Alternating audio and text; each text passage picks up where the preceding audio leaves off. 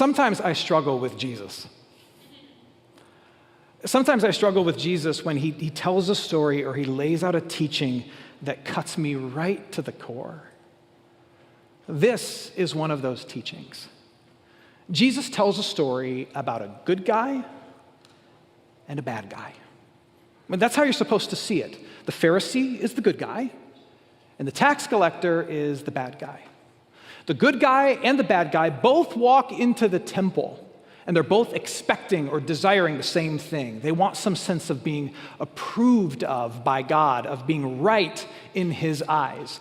So the good guy walks in with all of his goodness, and the bad guy walks in with all of his badness. But only one walks out with the prize. And it's not who you'd expect. It's not the good guy. No, the good guy goes home with nothing. And the bad guy, he gets everything. Jesus teaches this parable to teach you and I a very important, albeit unsettling, lesson. It's a foundational one to the Christian faith. And in many ways, this parable and today's sermon is a foundational kind of building block of our Christian understanding. Jesus teaches this parable to make this point: your goodness gets you nowhere with God.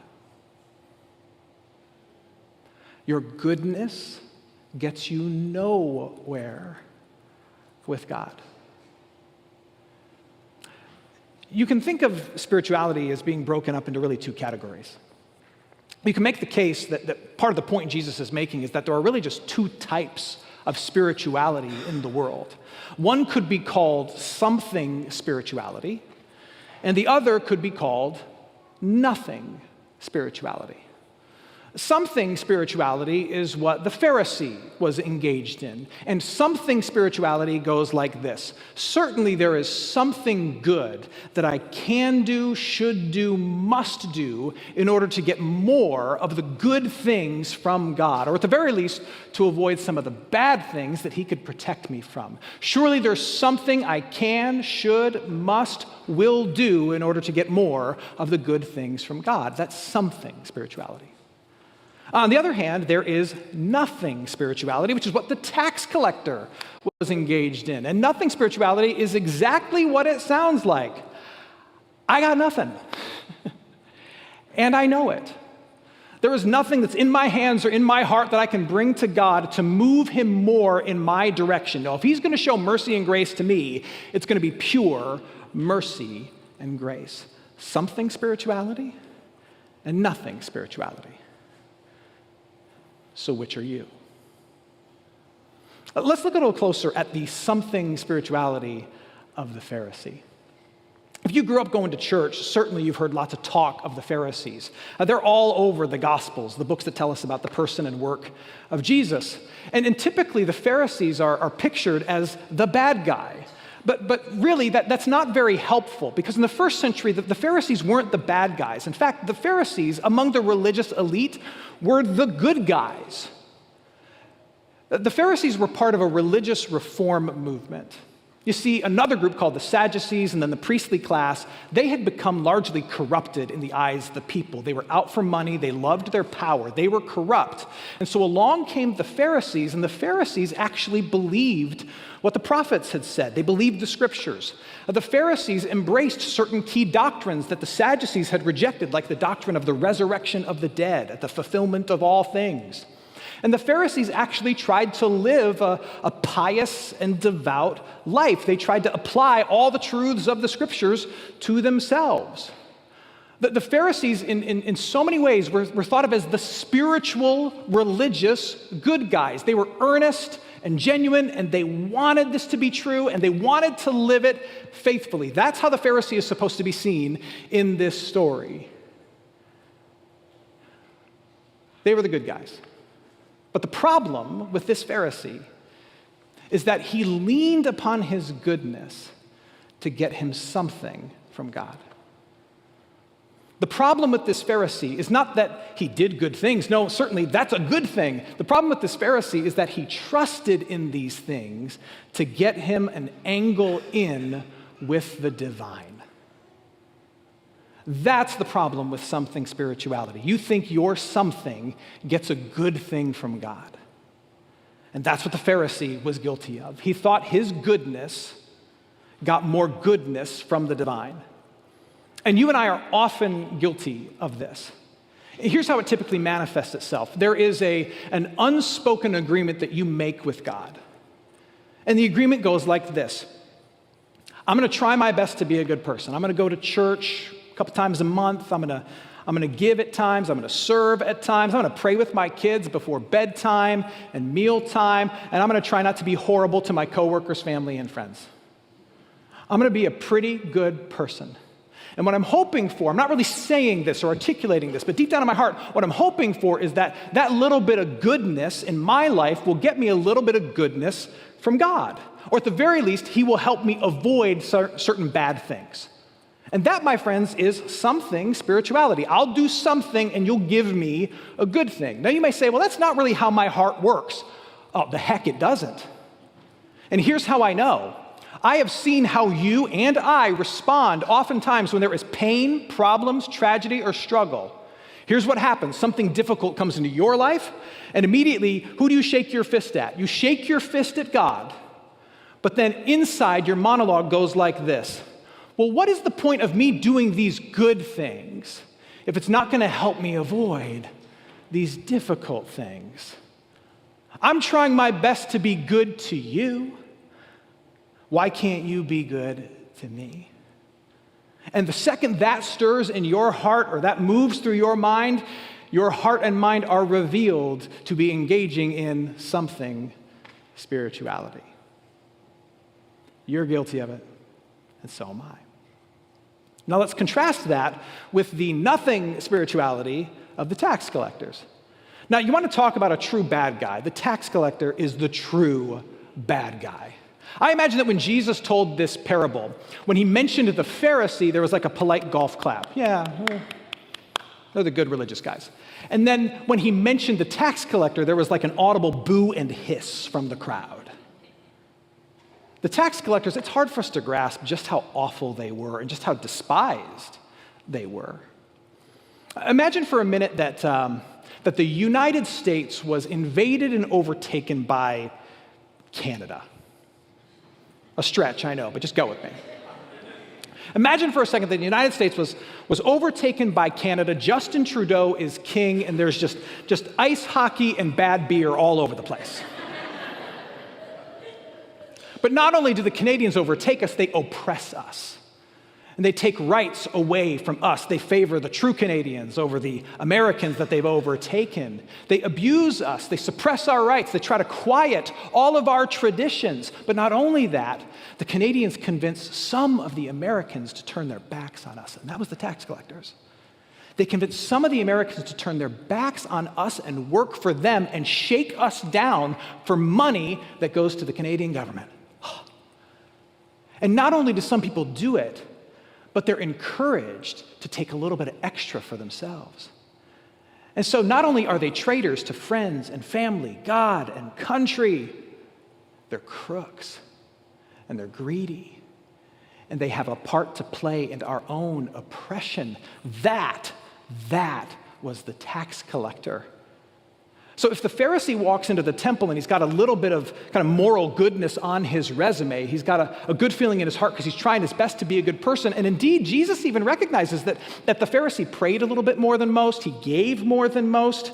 He followed the Ten Commandments a little more than most. He even was willing to give God credit more than most. The Pharisee was good. So if the Pharisee walks in with something on his moral resume, the tax collector had nothing. His resume is blank. His heart and his hands are utterly empty. He's got nothing. But here's the difference between the tax collector and the Pharisee.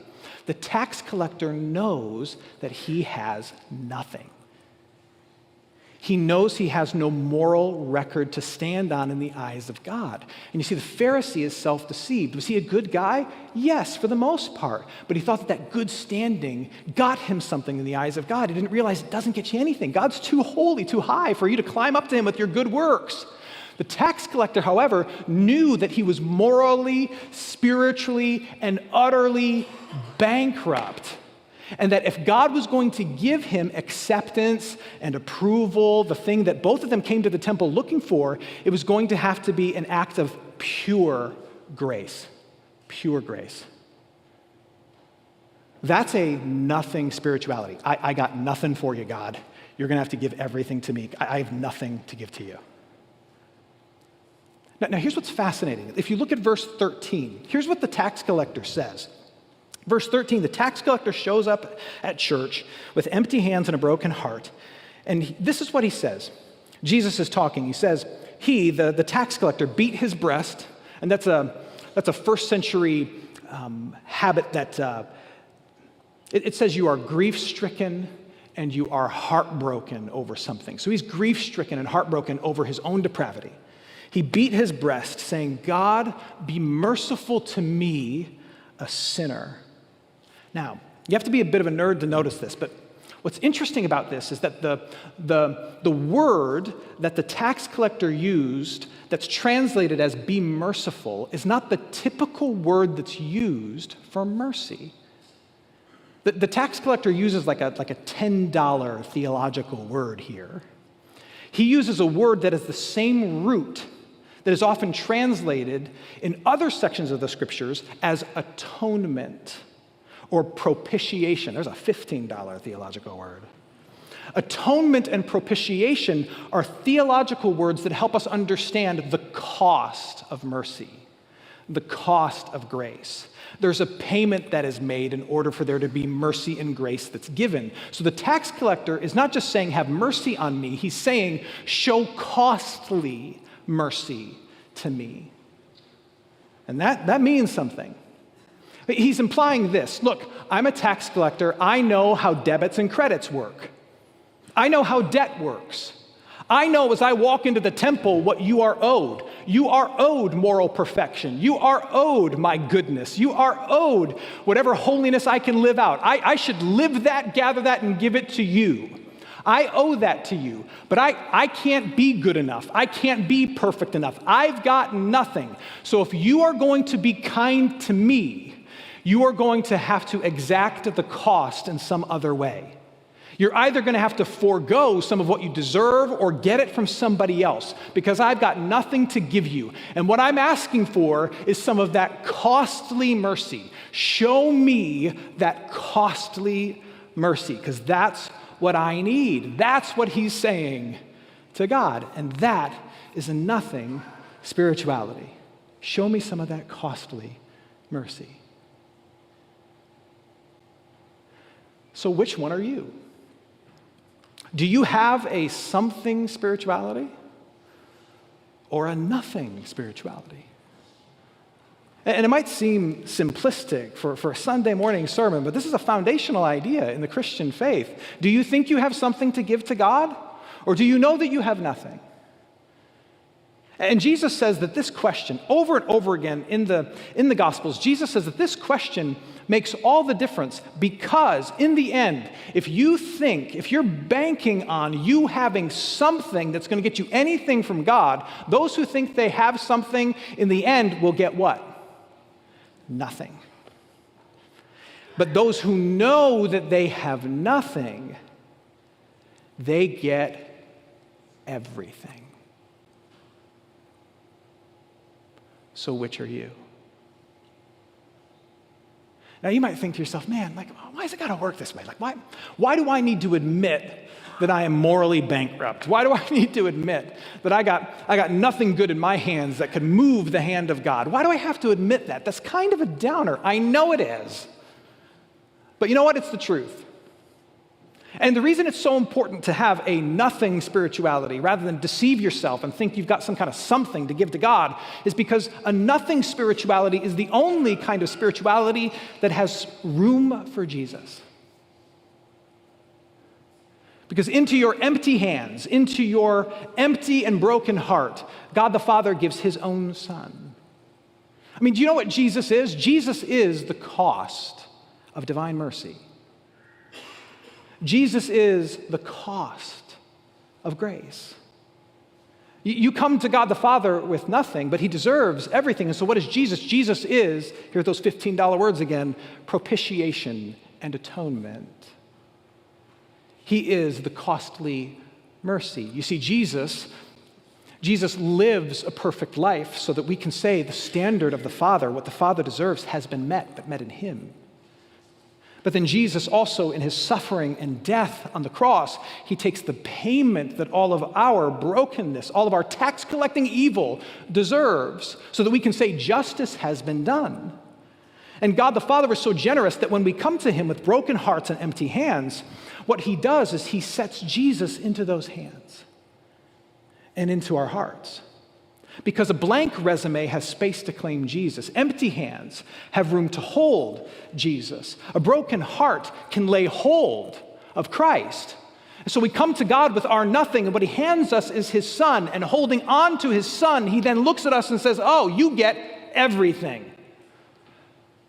You get all of my mercy, all of my grace, all of my favor, all of my love, all of my promises. And we are stunned. I just have empty hands. I know, but those hands now hold everything. They hold Jesus. A nothing spirituality is the only spirituality because only nothing can hold the something of Christ. Only nothing can hold the something of Christ. I know this message, this idea, this parable seems so simple, but it is so important. And I think Jesus tells it to us, not only to bring us back to basics, but also to accomplish three things. Jesus wants to comfort and afflict and give freedom. When he tells this story, when I preach this message, the goal is threefold. He wants to comfort some of us. He wants to bother or afflict some of us. And he wants to give freedom to each and every one of us. If you have come into this place today fresh off of some kind of failure, if you come into today knowing that your hands are empty and your heart's feeling broken, knowing that if God were to kind of look down from heaven and ask for good things, you got nothing. If you come into this place and you know that you're the tax collector in today's parable, then I have very good news for you, that no failure or fault can decrease God's grace and mercy and his love for you. Nothing. That into your empty hands, God gives you his own Son, Jesus Christ, and calls you beloved. I know you're a mess. I know you've got nothing. You are still loved, chosen, forgiven, and a forever member of his family. That is the promise. But if you come in here today, and we are all guilty of this so very often, myself included, but if you come in here today and you are feeling yourself, and you might not be saying that you're perfect, but you are certainly glad that you're not them or them or them. If you in any capacity are trying to stand on your own two moral feet before God and before others, if you think that there is any measurable difference between you and the least and the worst, God tells you this story to cut you down. One of the things I'm learning about Jesus is that he is both the safest and the most dangerous person. For people who know that they got nothing, he is the safe place. And for those who think they are something, he is incredibly dangerous because he will reveal to you your own self-righteousness and your own pride, because he knows that self-righteousness rather than God-righteousness and self-justification rather than God-justification is the poison of the soul and the great evil in this world, and he will work to expose it. If you think you are better than anyone, or if you think that you've got something that could win or move the hand and heart of God, he wants to bother you and afflict you and prove to you that you're a tax collector just like me. He wants to knock things out of your hands so he can put Jesus in them. And then when you've got nothing but Jesus, that's the only thing you're holding to and claiming in the eyes of God, there is incredible freedom. There is freedom in knowing that you have the thing that you need the most, God's favor and approval, but cannot be earned. There is incredible freedom that comes from knowing you have what can't be earned, but what is necessary to thriving. You have it. You don't deserve it, but you have it. And people who know they've got nothing but have received everything, those are some of the most joyful, peace-filled, humble, and loving people in the world.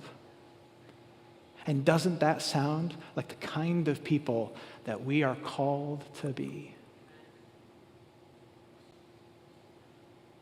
Your goodness gets you nowhere with God. And every time I hear that, at first it bothers me. And then it saves me. And I hope it does the same for you. I want to close by just leaving you with some words from a Christian hymn. This is one that if you've been around the Christian faith for some time, I'm certain that you know this hymn. It's called Rock of Ages, Cleft for Me. I won't sing it for you, but some of you probably are already humming it, right? Rock of Ages, Cleft for Me. And it is a hymn that really is a hymn of nothing spirituality. I've got nothing to bring to God, nothing to claim. It's only to the cross of Jesus Christ that I cling. And so as we close, I want to give these words to you, and I want them to kind of maybe be planted in your heart as a prayer that you can offer and serve as a reminder of the fact that in the eyes of the Father, we have no ability to earn anything, but that what we need from him is given as a pure gift, pure grace. And that though our hands are empty, he fills them with Jesus. This is my favorite stanza. Nothing in my hand I bring, simply to the cross I cling. Naked come to thee for dress, helpless look to thee for grace. Foul I to the fountain fly, wash me, Savior, or I die. Amen.